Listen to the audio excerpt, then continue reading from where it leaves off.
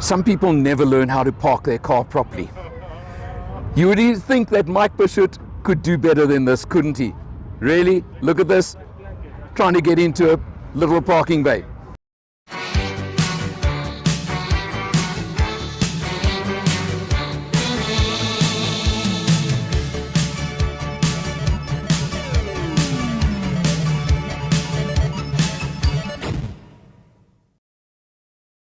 Hello, my name is Michael. I'm the owner of CHANGECARS and the host of the TV show All Things Motoring. I have one mission, and that is to make a difference to the motoring public. Making a difference how? Making sure that you have safe options, making sure that you have knowledge. In that regard, it is my absolute pleasure and privilege to work with Alan Rosenmeyer of MotorMatters. The man with a hat, I'm the man with no hat, he's the man with the knowledge. Thank you for watching. Hi, I'm Alan R from MotorMatters, CHANGECARS and All Things Motoring at the Cars in the Park from the Pretoria Old Motor Club at Zwartkops Raceway. We've just stopped, first stop at the Cobra lineup. But this one has just caught my eye in particular. Not that every Cobra catches my eye, there is no doubt about it, and they are spectacular. But I've never seen one like this before, which is a fixed hardtop on a Cobra. Don't know, it's very, very different, looks very different. Very unusual. For those who don't want the wind in their hair, certainly not me, you know that, because I'm always going to want the wind in my hair, and especially with a car like this. But it just stands out among cars that stand out in the first place. This is the different one of the whole batch, and of course that would be the one that I pick for myself, wouldn't it? I am seriously blown away. We've only just arrived, but if you think this show is big, no, this is crazy. We're just down at the bottom corner of Zwartkops Raceway. It goes on and on all the way up, all around the track. We're down at the bottom, you can see, just below the pits. And yet, I don't know, I don't even think we're going to be able to see a quarter of this the entire day, the way it looks to me.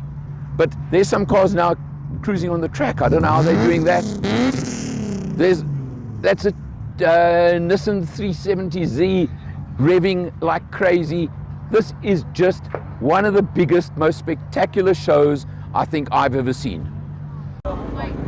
Okay, so a lot of people who know me are going to tell me these are about my size, aren't they?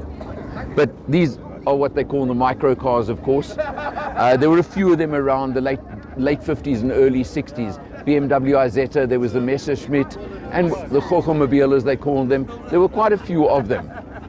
You want fuel economy, this has got to be the ultimate, that's for sure. Hey, I've just run into Mike Bishop, All Things Motoring, and of course, my patron on CHANGECARS and All Things Motoring. Mike, how's this show? Always a privilege. What a show. To run into a good friend of the show at what is, without a shadow of doubt, my favorite event of the year. I love Festival of Motoring, yeah. Equal favorite, but Cars in the Park. How do you describe 2,000 cars, immeasurably more visitors? What is there not to see here? I don't know. I am blown away. This is actually my first time Cars in the Park at Zwartkops.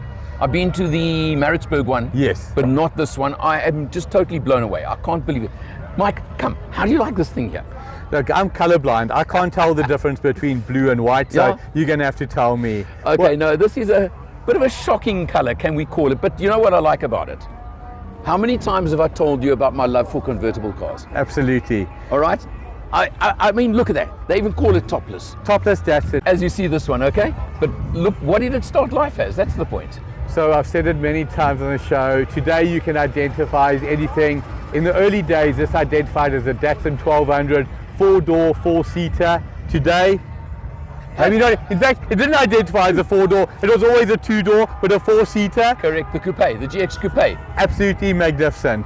I love it. I mean, this is, besides the color, this is mine. This is me, all round, okay? But there's so much more here, isn't there? If you could think of any color that suits Alan, would it be this? That's my story, and I'm sticking to it. Alan, what else has caught your eye here today? Oh, well, you know, when you see this whole video, you'll understand. What I just decided to do today was pick on cars that speak to me and my past, my history with cars. So there are quite a few cars I feature in the video today, just that somehow fit into my personal history. What is Cars in the Park about? If you ask the organizer, Frick Kramwinkel, who I think has done beyond an exceptional job, you said this is your first year, this is my third year.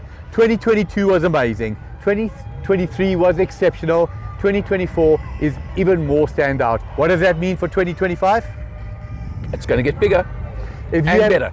If you haven't been to Cars in the Park, watch this and book your place 2025. Alan, Mike, there's so much as always, to see. Thank you. Thank you. Good seeing you, and good to have you on the channel for a change. Privilege. I've just met up with Jaco, who owns a very, very special Datsun Fairlady. I mean, the Datsun name, listen, let's not go down that road. But now Fairlady obviously was the start of the Z range. Yeah, And the Zs, call them what you want. 100%. But Jaco, this one's special. Why is this one in particular really special? Okay, so basically this is the 1967 Datsun Fairlady. It's a 1600 version. You got a 1500 version as well. Okay. The 1500 was very cool as well, very special because it had a single seat at the back that was facing in the incorrect There's direction. one at the museum. There's one in the Right. the museum Yeah. by Frick. So what makes my one special is it's actually a 1967. So forgive the mistaken number plate from the previous owner. This one actually comes out of the collection at Zwartkops by Frick. yeah. The slight differences is the badge on the front of the bonnet is a little bit different to the other ones. It has like a more of a smaller one on the other versions. Okay. Some of them only have a D on them. On this 67.5, the flares are slightly wider. So the wheel arch flares. Yeah, so the wheel arch flares are slightly wider. It's got the Fairlady badge on the side instead of the Datsun badge. Okay. On the inside over here, I can show you. On the inside, the gauges are blacked out instead of having the chrome rings. The switch panel is only 3 switches instead of 4, and then the Datsun logo is slightly different here, where it says Datsun instead of just a giant D on the steering wheel. So it's very, very small differences, but not a lot of people know the slight differences, but it's what makes it special because of the few numbers that were produced early 67 before they made the different changes again. Well, you know, that's what you say. Now, what makes a car rare is when it's one of before it changed or Yeah, whatever. basically. When it's like a limited run. Yeah. And also, I love the 67.5 bit because, of course, that ties to the Mustang story with the 64.5. Yeah, where it changes a little bit there mid-year. They had a few differences, a little bit of different, yeah. No, absolutely. Jaco, what a stunning car, sir. Thank you. Really appreciate it. I want to take a drive in it sometime, okay? No problem. Whenever All right, you're ready. We'll make contact and we're going to do it. Sounds good. All right. Cool. Thanks. I've just found this unbelievably original 1986 Nissan 720 sport truck. 220 odd thousand kilometers on the clock, never had the engine open, nothing. George sitting over here is the second owner, but he bought it from a gentleman. You know where they say he's kept the books? Well, this guy kept the books.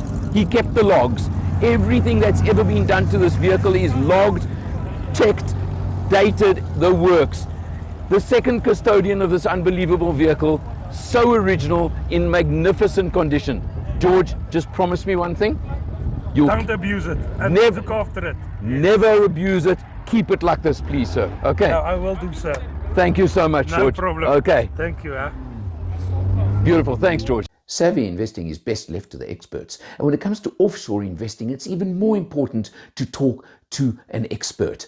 Well, Earl Don from Forexpert is the guy you should be talking to for your offshore investments.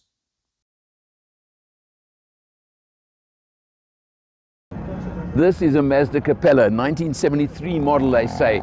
The rotary engine, of course, legend, absolute legend. But you've got to look at this car. Look at the scoop on it. This thing has been done to the nth degree. And it's obviously been set up for racing.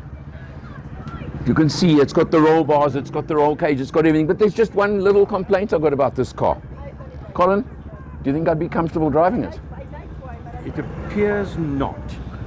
Yeah, I think that's just the only thing missing. It seems to be lacking a place to sit. 100%, my friend. There are different schools of thought when it comes to restoring cars. Some people say keep them as original as possible. Some people say even the paintwork should stay as original as possible. They call this patina.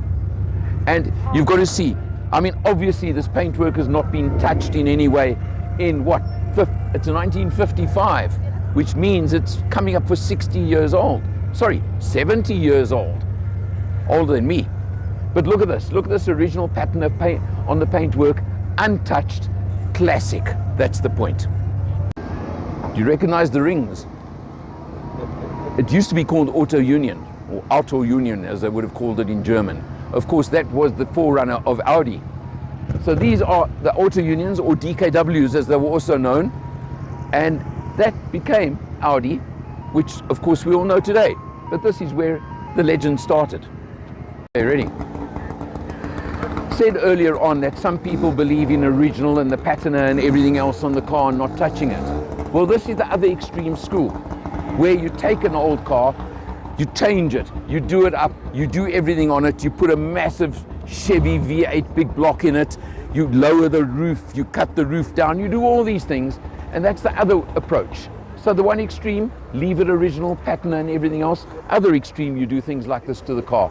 They both work and they both stand out. That's the point of it. Zoom here. I finally found it. Years and years of looking. According to the information I have, the Beetle was only built with this front indicator with the orange going all the way around for 1 year, 1974. Guess what? The first car I ever owned was a bright yellow example, exactly like that, with those indicators. I've been looking for one ever since, because, as I say, as far as my information goes, they only built them for 1 year at the factory in South Africa. And then they changed the indicator in the bumper. 74, that's the year. Just bumped into the other Mike. How are you, man? How are you? Very, very good. Nice to see you. Haven't seen you since the crazy ninja video, eh? Yes, no. Yeah. The Boxburg job, according That's to some it. people. Yeah, some people say. But according to our information, it is the real deal and the real story. And we're sticking to it. Yep, we'll agree with that. Mike, cars in the park. What has blown your mind today? I think what this shows is just the car culture and car community within South Africa, and specifically Johannesburg and Gauteng. I mean, I walked around this racetrack and I am exhausted, to say the least. I've done about 8,000 or 9,000 steps today so far. So the track is full on both sides the entire way around. Totally. And it doesn't only stop on the track, it goes far past that. the whole place is packed. It's unbelievable. To the organizers, unbelievable thumbs up. A really, really big Mike, good I'm job. ending specifically over here. Well, I'll tell you ending why. on the beginning. No, not only that, but for some of my haters and detractors, I found a car that's older than me. 1915, yeah. Okay, I don't want to be rude, but yes, it is older. Yeah, it is definitely a bit older than me. Listen, for MotorMatters, Change Cars, and all things motoring, guess what? He's the other Mike. I'm Alan R. See you next time.